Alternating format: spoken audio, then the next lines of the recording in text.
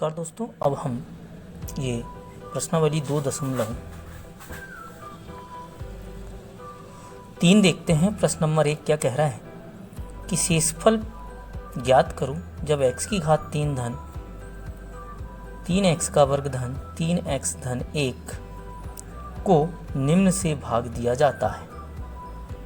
तो पहला भाग x धन 1, दूसरा भाग x ऋण 1/2, तीसरा भाग x धन पाई, चौथा भाग d वाला भाग x बराबर 0 और e वाला भाग 5 धन 2x। तो स्टूडेंट्स, जब हम इसे हल करेंगे तो हमको हल में लिखना होगा। अब क्या लिखना होगा कि हम मान लेते हैं, माना कि px बराबर x की घात 3 धन 3x का वर्ग धन 3x धन 1 तथा अब ये जो पहला भाग है उसे हल करने के लिए हमको x धन 1 बराबर 0 मानना पड़ेगा। यहीं से इम्प्लाइज दैट x बराबर धन का 1 है, इसका पक्षांतर कर देंगे तो ऋण का 1 हो जाएगा। यानी जहां भी हमारा x आएगा उसकी जगह हमें ऋण 1 रखना होगा। तो अब हम शेषफल प्रमेय का यूज करते हैं से, तो p -1 बराबर, अब यहाँ पर देखें स्टूडेंट्स कि ऋण 1 की घात यहाँ पर कितनी है 3, तो हमने 3 लिखी, धन 3, फिर यहाँ पर x की घात 2 है तो ऋण 1 की घात 2 लिख दिया, धन 3 गुणित यहाँ x का मान ऋण 1 है धन 1। तो ये हो जाएगा p -1 बराबर, किसी भी ऋणात्मक संख्या की घात विषम संख्या हो तो वह ऋण ही बन के आती है और 1 की घात 3 यानी ये हो जाएगा 1, धन 3 गुणित, अब यहाँ पर देख लें कि ऋणात्मक संख्या की घात सम संख्या है इसलिए धन का बनेगा 3 एकम 3, धन 3 गुणित ऋण 1 यानी ये हो गया ऋण 3 धन 1। यानी अब अगली स्टेप में होगा ऋण 1 धन 3 एकम 3, धन ऋण मिलकर ऋण धन 1। तो ये ऋण का धन का ऋण का धन का कैंसिल हो गया, तो ये बराबर हमारा हो जाएगा 0, यानी p -1 जो शेषफल है वो हमारा क्या हो जाएगा, 0 हो जाएगा। अब स्टूडेंट्स हम बी भाग को हल करते हैं। ये बी भाग हमारा कितना है, अब इसे हम बहुपद के रूप में मानेंगे। माना कि px बराबर x की घात 3 धन 3x का वर्ग धन 3x धन 1 तथा x ऋण 1/2 बराबर 0 इम्प्लाइज दैट x बराबर 1/2, तो ये हमने x का मान निकाल लिया। इसका कहने का मतलब अब ये हुआ कि जहाँ भी हमारा x आएगा उसकी जगह में हमें क्या रखना पड़ेगा, 1/2 रखना पड़ेगा। तो ये हमारा px बराबर, ये है हमारे पास x की घात 3 धन 3x का वर्ग धन 3x धन 1। अब यहाँ पर हम x का मान रख देते हैं 1/2, तो ये हो जाएगा 1/2 की घात 3 धन 3 गुणित 1/2 की घात 2 धन 3 गुणित 1/2 धन 1 हो गया। तो यहाँ पर हल करेंगे तो 1/2 की घात 3 यानी 8 हो गया, धन 3 गुणित 1/4 धन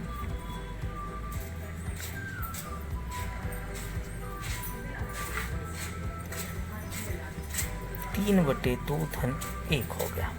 तो ये हो जाएगा 1/8 धन 3/4 धन 3/2 धन 1।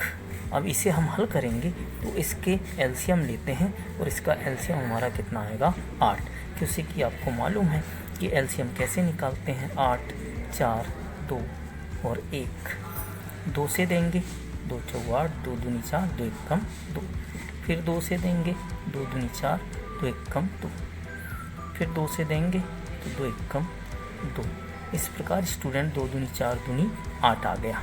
अब हम हल करते हैं, 8 का भाग 8 में देंगे, 1 बार जाएगा तो 1 एकम 1 धन, ऐसे ही 4 का भाग 8 में देंगे, 2 बार जाएगा तो 2 तिया 6 धन, 2 का भाग 4 में देंगे, 4 बार गया तो 4 तिया 12 धन 8 एकम 8 और इसमें 1 में गुणा करेंगे तो 8 एकम 8, तो ये हो जाएगा 12 और 8 20, 20 और 6 26 और 1 27, 27/8। यही हमारा क्या होगा, शेषफल होगा और आंसर होगा। तो ये हमारा P 1/2 का मान हो गया। तो स्टूडेंट्स अब हम क्वेश्चन नंबर 2 पर आ जाते हैं। अब ये क्वेश्चन नंबर 2 को हम हल करेंगे। तो हल में सबसे पहले हमको कुछ नहीं करना होगा, ये जो दिया गया बहुपद है इसे हम मान लेते हैं। तो हमने लिखा माना कि px बराबर x की घात 3 ऋण ax की घात 2 धन 6x ऋण a, और तथा करके मान लेते हैं जिस संख्या से हमने को भाग देना होता है उसे हम शून्य के बराबर मान लेते हैं। तो ये हमने शून्य के बराबर मान लिया। अब यहीं से आप x का मान निकाल लीजिए। x बराबर ऋण का है, पक्षांतर कर दीजिए, धन का आ गया।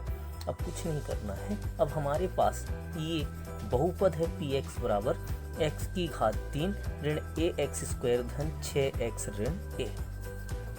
तो जहाँ जहाँ x आ रहा है उसकी जगह में हम a रख देंगे, यानी pa बराबर a की घात 3 ऋण a इंटू a की घात 2 धन 6 इंटू a माइनस a।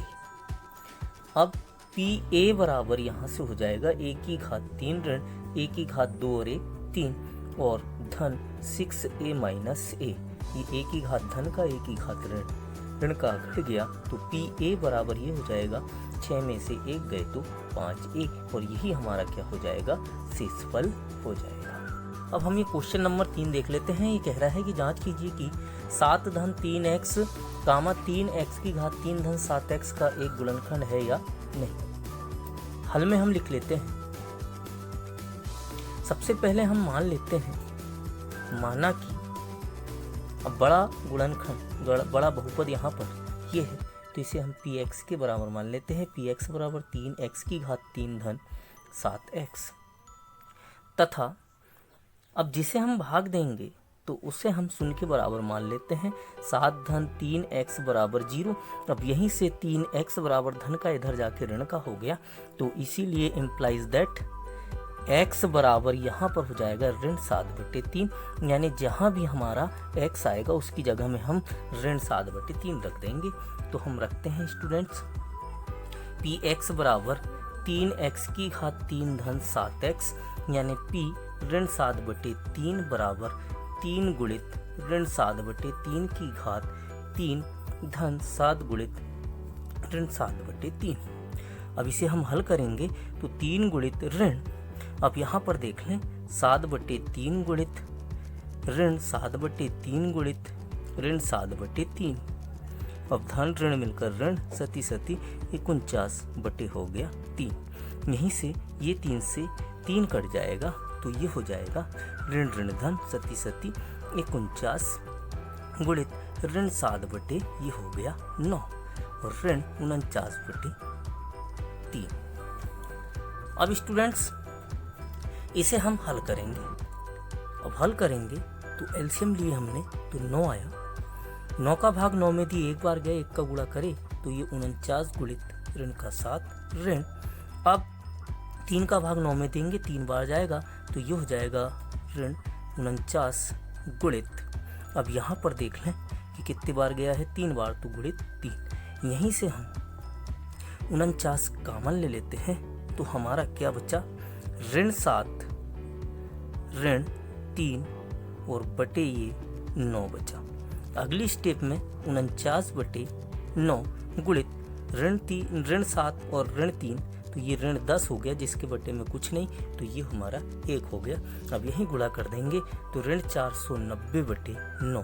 अब ये कटेगा नहीं, इसीलिए हम यहाँ पर लिख देंगे, हम यहाँ लिख देंगे कि चूंकि शेषफल नॉट इक्वल टू 0, अतः अब हमको क्या लिखना पड़ेगा अतः में, तो अतः 7 धन 3x की घात 3 धन 7x का एक गुणनखंड नहीं है। यही हमको बताना था। इस प्रकार ये हमारी 2.3 हुई।